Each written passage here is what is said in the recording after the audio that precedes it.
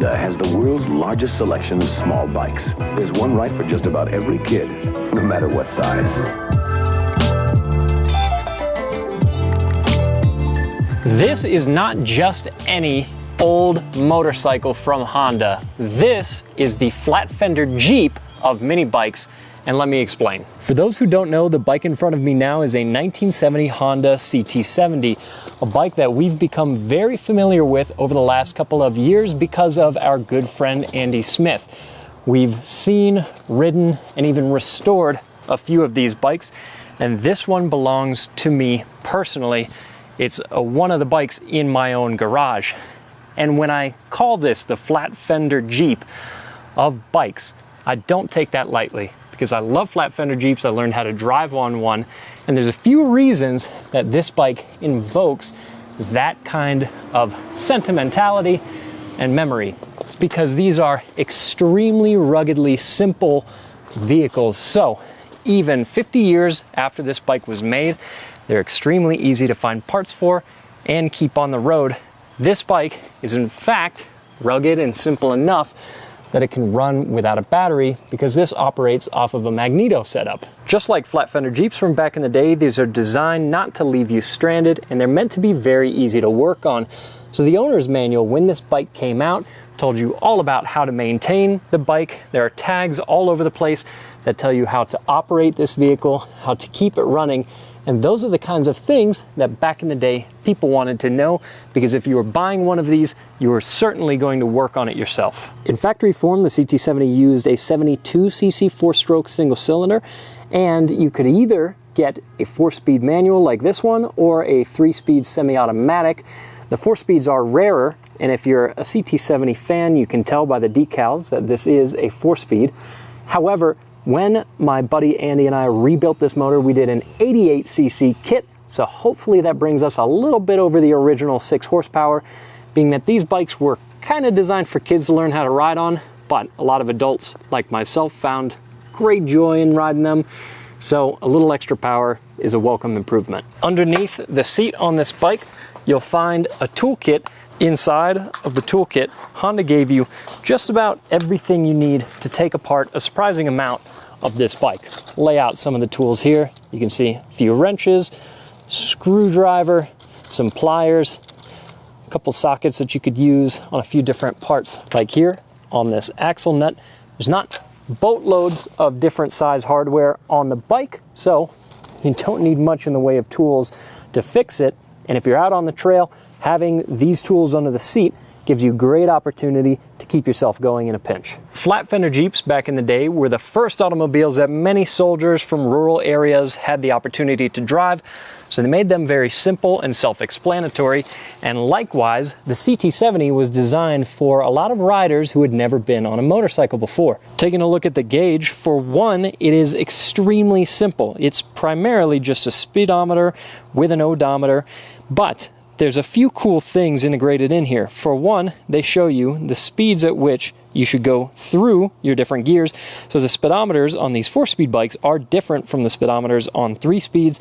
And as well, you have a light here up at the top that tells you if your high beam is on, but that's about it. Handlebar controls on your left, you've got a clutch and a high-low for your headlight. And to the right, your front brake and horn. There's no electric starter here on the CT70, just a good old simple Kickstarter. And for added information, I put in this oil temperature gauge that threads in where the dipstick goes to double its functionality. While it's fun making bold claims about this motorcycle being a similar kind of thing as a flat fender Jeep, which you may or may not agree with, my main goal for making this video is to follow up on the little mini series that we did putting this motorcycle together. If you haven't seen some of those other videos, they're a lot of fun, especially the second video in the series where my buddy Andy and I worked essentially through the night to put this motorcycle together in about 18 hours. And it was a huge push and a lot of fun, but last we left it, while we had fired up the bike and we had fully assembled it to bring it to our local vintage Colorado motorcycle show here in Erie, Colorado, we hadn't actually had a chance to ride it yet, and there were a few things to refine and tweak on it. We've since made those refinements. I've done a couple little heat cycles, which means today I'm doing my 30-minute heat cycle so that this bike can get a little further along in its break-in, and I'm going to take you along for the ride for part of that. Now, so far today, I haven't actually started this bike, so go ahead and give it a kick, get it running. Starts up pretty easy, that's no choke, and I am on reserve because I've got enough fuel to do my 30-minute heat cycle, but we're a little low. This bike sips gas, so it's not too big of an issue. Now, the CT70 is about 150 pounds, so that makes this a very transportable motorcycle, especially because the handlebars fold down as well, which is also really cool.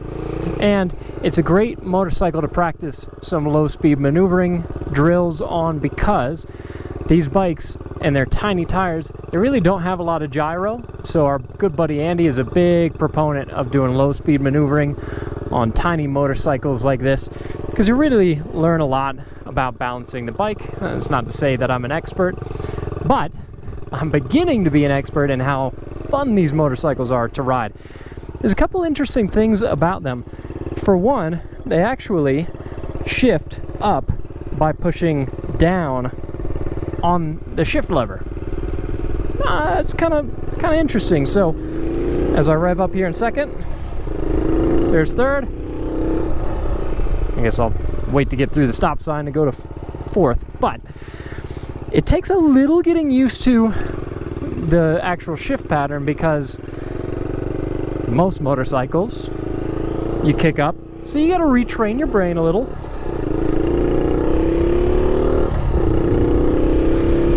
There you go. This is only the third time I've ridden it. I did a 10-minute heat cycle and then a 20-minute heat cycle, and now I'm starting my 30-minute heat cycle.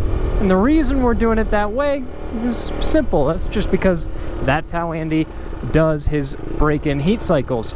It's a way that he's done it for decades. He worked at dealerships putting motorcycles together and running them through their initial heat cycles. He rebuilds motors, this one included. That's what he's done for client bikes and engines that he's rebuilt, and it's worked well for him for a lot of years. So I'm not going to try and break the mold. I'm going to do exactly what Andy wants me to do for the break-in on this little bike. And now that we're on the 30-minute heat cycle, I can use a little bit more throttle. Still going to avoid going totally wide open, because yeah, this motor's got a way to go. But with this 88cc kit, it sounds and it feels really good. The quality of these components, we could tell when we were putting it together, is really nice. And it's going to have some extra push for an adult rider. I'm about 180 pounds. I don't think it'll be too bad. And it's such a fun little bike to ride. My plan for this ultimately is to ride it around the neighborhood a little bit. I have some friends that live nearby, and I could very easily walk to their house, but why walk to somebody's house when you got a mini bike? See, every now and then I forget. I gotta shift the opposite way. I also want to use this bike to go out camping. It's a great motorcycle for that. You could argue that that's exactly what it was designed for. But everything on this bike sounds really good. Very happy with the way that it went together, especially mechanically. We kind of maintained some of the patina. Most everything is original on this bike. There's a few bits of hardware. There's the top end kit and the seat. And that's about it. Now that's pretty much all for this video. Let me know what you think in the comments down below. And I also want to say a quick thanks to Scott and the team over at Rider Justice. The first time we built one of these CT70s was a bike that we built to auction for charity called Biker Down. It does really good work, and Scott and the team over at Rider Justice sponsored that series. So really, they're the ones, it's kind of because of them that I was introduced to this CT70, and because of that charity bike that we rebuilt, I wanted to build one for myself, and this is now the culmination of that. But it's a long way of saying the folks over at Rider Justice are awesome. If you ever need legal representation, whether you're in an incident on 2 wheels or even on 4, then they're the people to talk to, because Scott is super nice. He loves helping people, and we love working with them. That's why we stick with them after so many years. So that's all for this video. Let me know what you think in the comments below. See you next time. Have fun riding.